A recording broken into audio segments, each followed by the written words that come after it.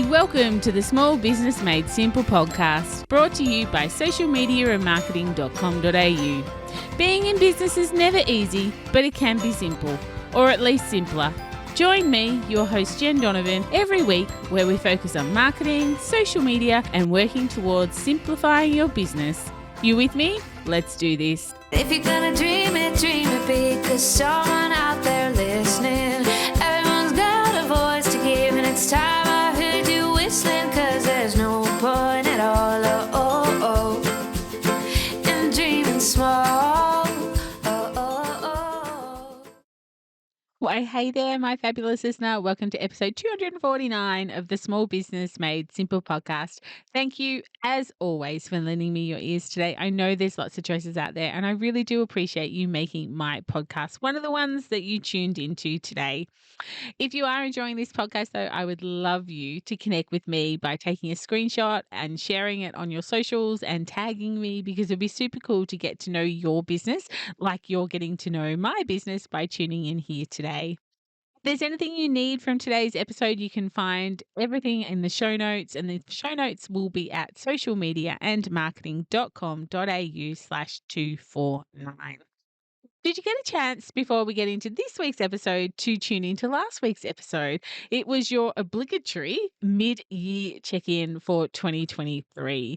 Remember to slow down, to speed up, and make sure you know where you are heading for the back half of 2023. So to get your mid-year check-in, head back there if you didn't already get a chance to listen in. It's an episode that I think would be super good for you to tune into and have that mid-year check-in. It was, of course, episode 48 that you can find at socialmediaandmarketing.com.au/248. But before I get started, I wanted to give a shout out to this week's podcast sponsor, Kate Toon. Hi, Kate Toon here, just jumping into Jen's podcast to tell you about my new book, Six Figures in School Hours: How to Run a Successful Business and Still Be a Good Parent. It's packed with practical and doable tips for parents to be more productive, make serious money, and not burn themselves to a frazzle in the process, with actionable advice and inspiring stories to help you create a successful business and never feel like the worst parent in the world ever again. Order today at sixfiguresinSchoolhours.com. Now, my guest on the podcast today is one of my business besties. Her name is Nikki Kelly, and her business is called Wisdome. If creating courses, doing surveys, doing challenges, or mixing up your business model is something that excites you or something that makes you prick your ears, then listen in to my chat with Nikki. And if not, still listen in, because I've actually always been against doing courses in my business. I haven't been able to see a clear path for a course, but I think I can now. So, of course, business is always changing. So never discount what's next in business. So even if you haven't got courses or challenges or surveys or anything like that on your radar at the moment, this is still a really good chat to have a listen to, because Nikki's got so much wisdom. And in fact, talking about wisdom, goodness me, her platform is called Wisdome. That's the platform that Nikki has created that helps membership owners, course creators, and coaches to organize their content and get a handle on ongoing tech costs. So I will let Nikki, of course, tell you more about all that. And here's my chat with Nikki today.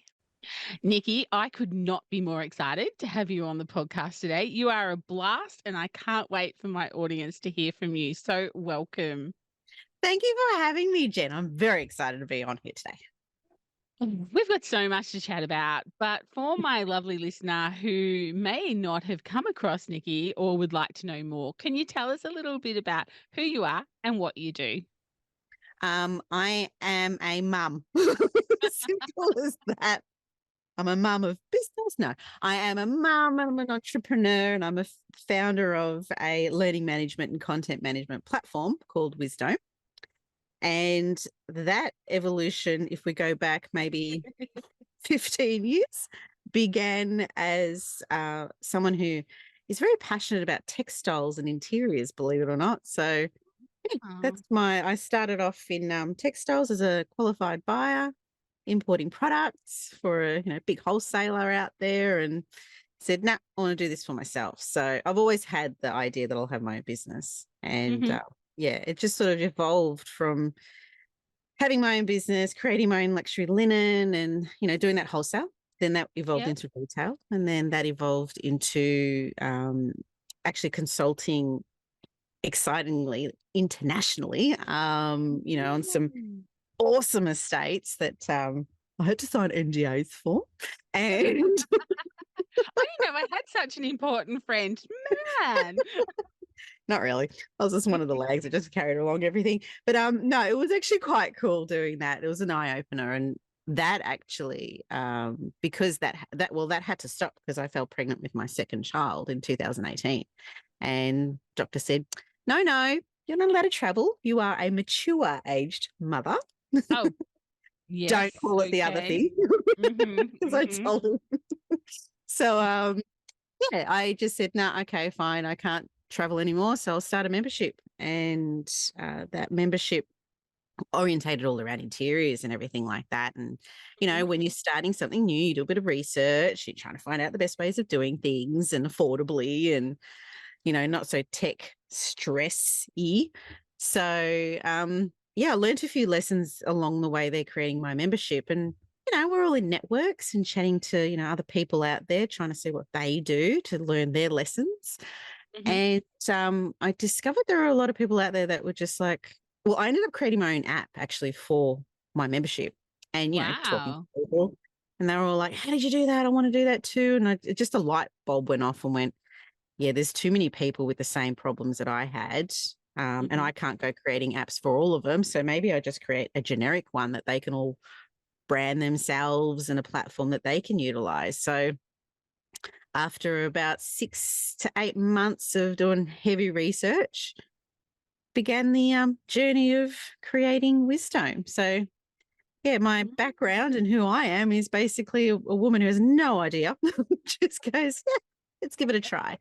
And yeah, look, nothing's too hard for me. Well, everything's hard, but Yeah. and maybe we'll call it naivety. I'm not sure, but I love what I do. I think it's When called I entrepreneurship. I don't like the yeah, word entrepreneur, but in this case, entrepreneurship is that exactly that just we create do something. that Yeah, other people won't do because it's too hard. yeah. So yeah, I'm one of those people where yeah, all right, I'll do it, sort of thing. And yeah, I love here that we so are. much. Do you come from an entrepreneurial family? Like you said that you'd always thought you'd own your own business. Like, is that something your family does, or are your family sort of Yeah. not business owners? Great grandparents, both sides of the family actually. Dad, so paternal, great grandfather owned a big um, uh, mechanical company over in Sri Lanka. Mhm. And yeah, and then on my mother's side, from Egypt, she owned a huge textiles company. So yeah, so from them to it's just sort of I think carried down somewhere along the way, Filtered and I caught down. the bug. So yeah. Yeah. Okay. Mm. It's funny that question. I heard that question a couple of years ago asked on a podcast, and I thought to myself, "Oh, I don't really come from an entrepreneurial family." But when I really thought about it, I thought, You "Yeah, do. actually, I really do." Like when you Yeah. start digging into, what your parents did, your grandparents did, your great grandparents, like, Mm. yeah, it's yeah.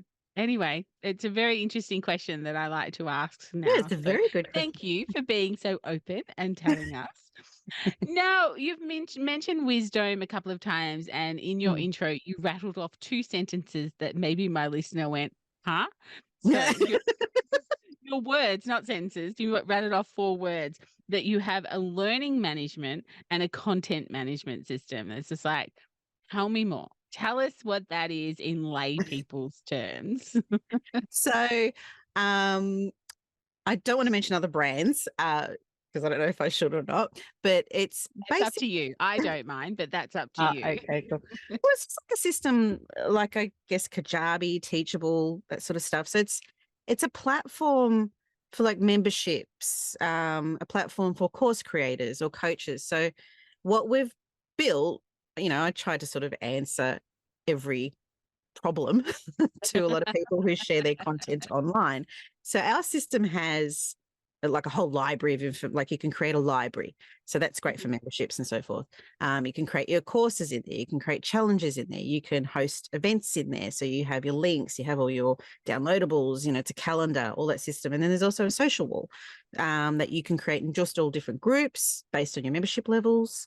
So yeah, it's an all-in-one sort of solution where if you're sharing your content and engaging with the community, you just literally go to that one place, and your members go to that one place. They all converse, talk, whatever, and they can grab your content in the same location rather than having to go through emails and try to find links to an event, or trying to find, hang on, where's that website where that information is, or whatever. It's all under the one spot. So, and everything's secure based on, your membership levels that you might create, like access levels, and you can schedule everything as well. So that's, Okay. learning management, obviously with courses and everything like that, and a content management because you've got, an ability to organize all your content in folders and stuff like that.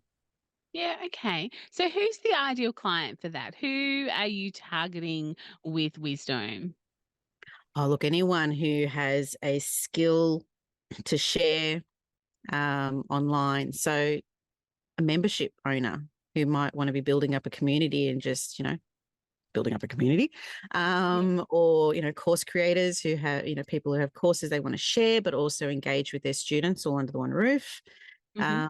Coaches, same thing. They might have content to share, or even, a couple of challenges to create for their clients and events to invite them to and so forth. So yeah, anyone who really shares content online and is building a community. Yeah, okay. That's Mm, really interesting. So, if someone's got a Facebook group, for instance, and they're mm. obviously Facebook groups at this point in time, at the time of the recording, are still free. I think in America you can charge to get into a Oh, Facebook wow, group. really? Oh, God. Yeah, but they've never rolled it out to Australia. But just a side note, how rich would I be if I I know. charged $1 for everybody who came in to buy from a bush Exactly. business? Like, I wouldn't be on my island, but I No, reckon I'd have a boat to get to the island. But, moving right along from that thing that won't ever happen. it will one day. But yeah.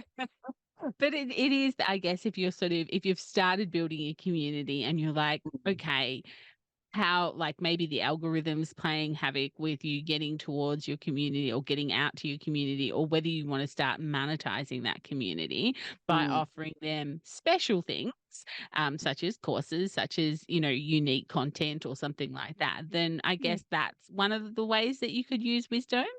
Yeah, yeah, exactly. You just, you could have your people on Facebook and so forth, and you're basically, you're interested in actually capturing more information, exclusive information, or Mhm. direct information, niche information, whatever you want to call it. They could use Wisdom, for any reason in that sense, and also and continue communicating with their members or exclusive members in the platform. Mhm. Yeah. So yeah. So one of the things I really wanted to explore, because it's a sentence I say often, any podcast listener or anyone who follows me on Yeah. social, I'm often saying, never underestimate what you know that others would like to know. And I think Yeah. anyone who's listening is kind of like, well, I don't have courses. It's like, I bet you've got a course inside you.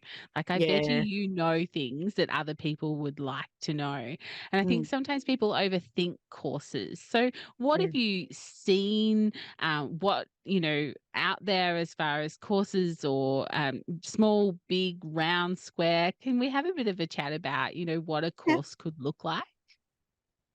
Well, you could easily within Wisdom. Yeah. Yeah.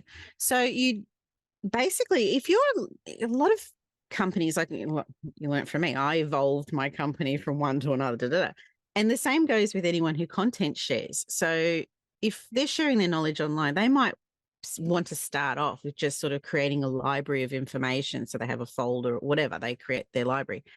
And then it goes into sort of evolution of, let's just listen to our community, see what they want to learn. And to build into that, whole course idea and create maybe a little course and see how that goes and go into a bigger course.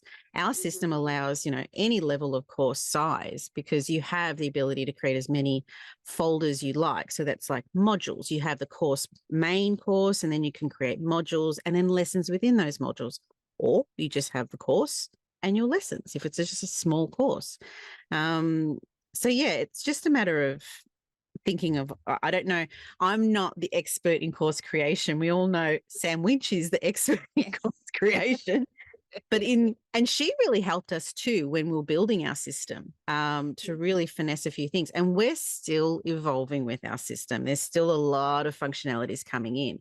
So like you were mentioning before, sometimes some people might just be a membership and they're not delivering courses or anything like that.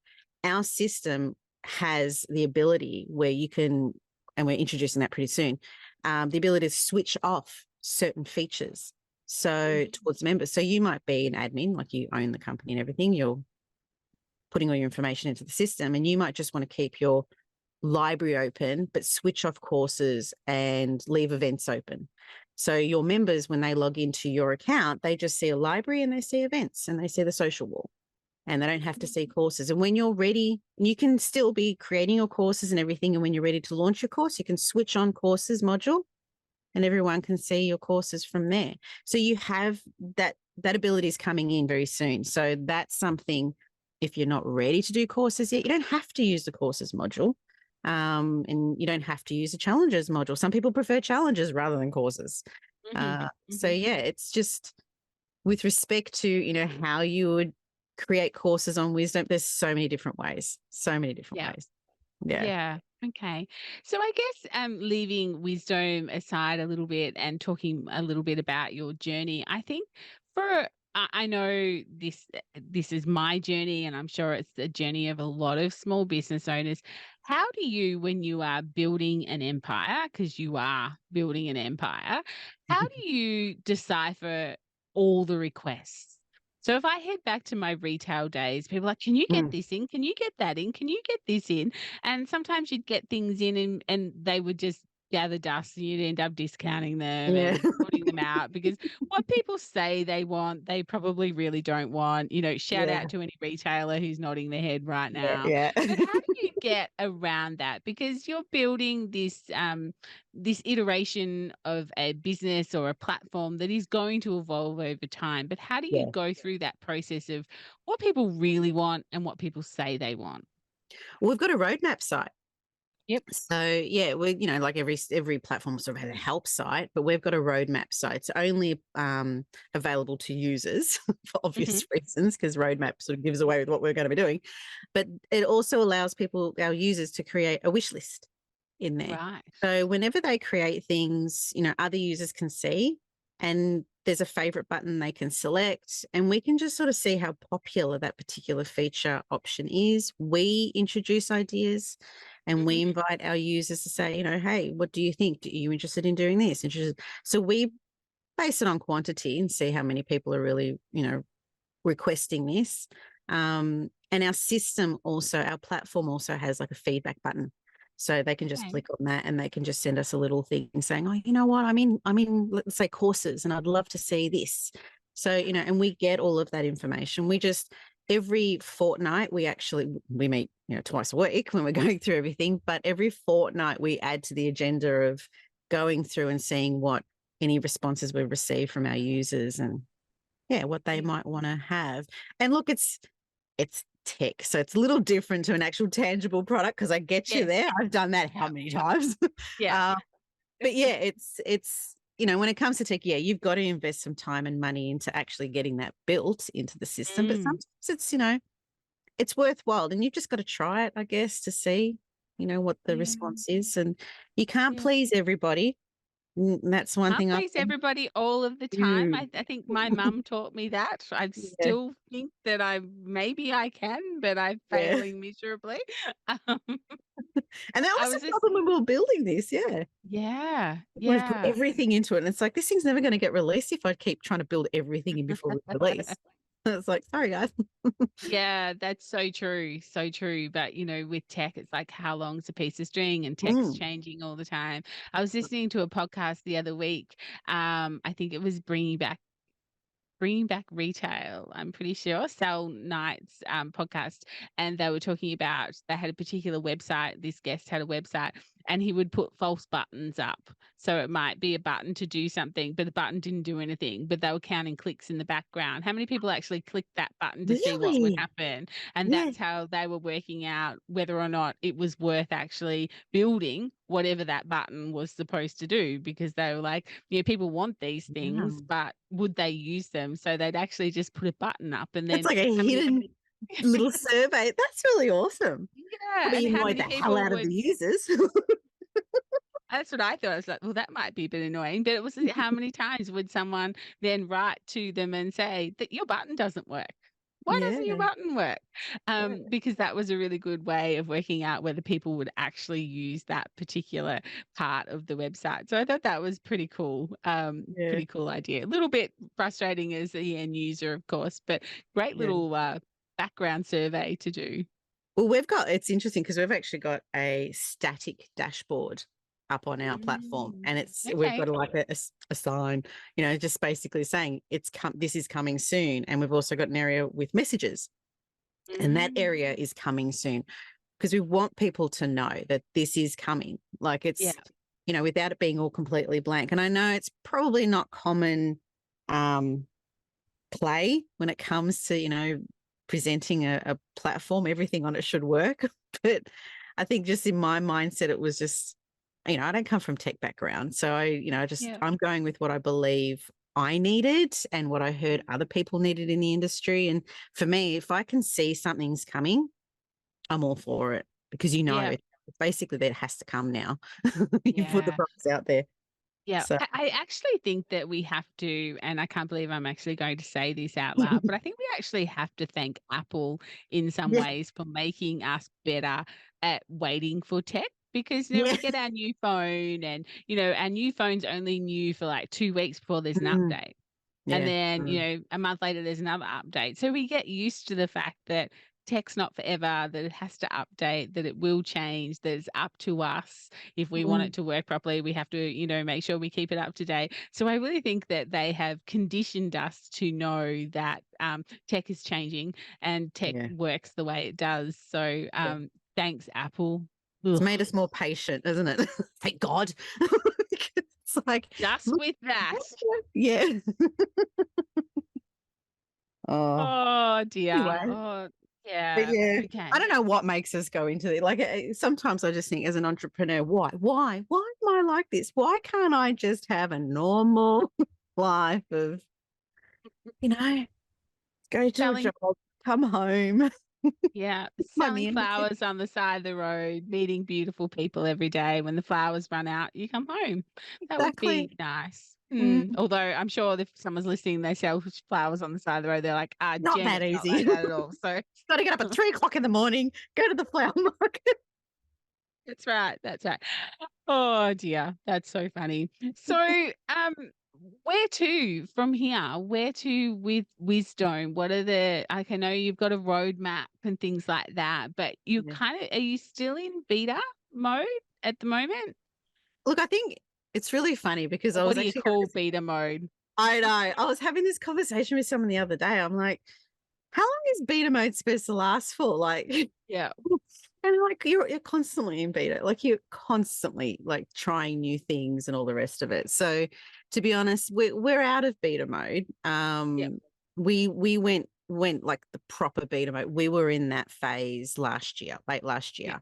So from August through to December, we had a number of people using our system, testing it, giving us feedback and all that sort of stuff. And we altered a fair few things from that. So that was great. But now, we're at a stage where we're just finalizing a few little bits and pieces as you do before we actually go to public and release it on the website. So from here, it's just preparing for that, making sure we're ticking our boxes and all that sort of stuff. And just going to market. But, like you were saying with Apple, like you update on your phone constantly sort of thing. We're deploying updates almost, I'd say, possibly twice a week now. There's just constant things that we're putting in there because we want, like for me, it's Nikki's impatient. I want this in there. Can we please get it done? And the team is freaking awesome. Like they are amazing to have that support. So Constant communication will help us to continually evolve our system with our Yeah. team. So yeah, as long as we're Mm. constantly doing that, and there's no end to this platform, I think, because it's just too many things. Like you said at the beginning, who wants what, and how do you know? I want to please everyone, but I know I can't. Yeah. Just it Yeah. depends when it stops pleasing everyone, really. So I Oh, giggle that in will be never. nervousness. No, no. Look, if my listener is thinking, is this for me? Do I want to create a course in the future or want a membership or run challenges? What's the one piece of advice you could give them as far as, whether they're trying to work out whether a platform like Wisdom is for them? Platform aside, just planning what they really want to see with, what their goal is. Some people have an end goal. I don't have an end goal. It's just a infinite business for me. It's just going to continue on. But some people, when they're thinking of creating a course or whatever, it's planning out what it is that you want to share and how you want to share it. For me, it's all about, depends on the topic, the niche that you're sharing. You might need videos, you might need just, text, or, depends how your users are going to learn from you and how they're going to really understand and absorb the information you're sharing. So that will relate to whatever platform you might want to use and how often they're going to be on your platform, things like that. So for Wisdom, our platform's been built for constant use, like everyday use, where members are in there constantly because of the social wall. It's a platform where it's not just housing content and you just send people there to find your information whenever you want, or a course where people are just doing maybe evergreen courses and they're just jumping on there and finishing off courses when they're ready to finish off. It's a platform that you use every day. It's we plan on having traffic coming through it quite often. So it depends on the kind of course or membership or how you're planning on building your business, that when you're sharing your content will depend on the platform you use. Mm-hmm. Yeah. That's my answer Beautiful. anyway. No, that's a very open and honest answer. Thank Mm. you. So I guess if you've piqued someone's interest, if my listeners thinking I need to find out more, where's the best place to both connect with Nikki and also to learn a little bit more about Wisdom? Well, I'm on LinkedIn with, I think it's Nikki/Kelly. I think that's what it is on LinkedIn, but Nikki Kelly. We've got our website, which is Wisdome, so wisdome.com.au. And you can learn a fair bit about our platform there. We're on Facebook. We're on Instagram as well. Yeah, beautiful. Okay, I will have all those links in the show notes. And I can't wait till Wisdom is the Canva of course creation. And I can say that the business owner is my friend. Hello, like you came along. Like we've got a section where we're, launching and building up now called Wisdom on Wisdom. And that is all about, people coming in and sharing their wisdom on how to share your wisdom on Wisdom. And you were one of our amazing speakers at our first summit, which was last week. And that was bloody awesome. So, Thank you. It was have a wealth great of summit. information You behind had so many amazing speakers. It Oh, was so good. So blessed, good. absolutely blessed, I feel. So Yeah. I don't know We how have, the hell I met you all, but yeah, it's lucky. we have a great network. Great network. Yeah. Beautiful. All right, Miss Nikki, thank you so much for coming on the podcast and chatting to us about courses and Wisdom. And I will have all the links in the show notes for my listener to get in contact. Thank you for having me, Jen. It's been a fun and pleasure chatting to you today, my friend. Thank you. Take care. I hope you enjoyed my chat with Nikki. She's a blast, but she's such a problem solver as well. That's what I love. I love lots of things about Nikki, but I do love the problem solver in her. I cannot wait to dive into Wisdom for my own courses and support Nikki in her journey. The links to Wisdom and Nikki's socials are, of course, in the show notes at socialmediaandmarketing.com.au/249. But just to let you know, Nikki is Nikki and Callie is actually spelled Cail. So if you're Googling her, you need to use that spelling. Nikki does hang out in my like-minded business owners Facebook group. So if you've got any questions, head over there, tag her. I'm sure she'll be more than willing to help and answer any queries that you might have. If you want to have a chat to me, whether or not a course is the right thing for your business, then make an appointment and come and have a discovery call with me. That link, of course, is in the show notes or it's on my website. But that's all for episode 249. If you love this episode and found it valuable, please take 30 seconds out of your day to leave me a rating and a review. One of my goals this year is to spread the word of my podcast and reach more people, and you can help me achieve that by simply taking 30 seconds out of your day and leaving me a review. Thank you so much in advance for that. I'll, of course, see you next week for the podcast. It'll be episode 250. Can you believe it? 250 episodes. That's like, I had to type it into ChatGPT. That's like 33 hours or 2,000 minutes that you can have me in your ears and listen to my dulcet tones. Of course, that includes guests as well. So it's not quite all me, but it's crazy, isn't it? Oh, anyway, thanks again for Kate Toon. Oh, thanks again for Kate Toon. Yes, thank goodness for Kate Toon. But thanks again to Kate Toon and her new book, Six Figures in School Hours, for sponsoring today's podcast episode. You can find out more about Kate and her book by going to allthewskatetoon.com or come to the show notes and get the link there. But in the meantime, let's hang out on social and get social on social. You'll find me on Instagram, Facebook, and of course, LinkedIn.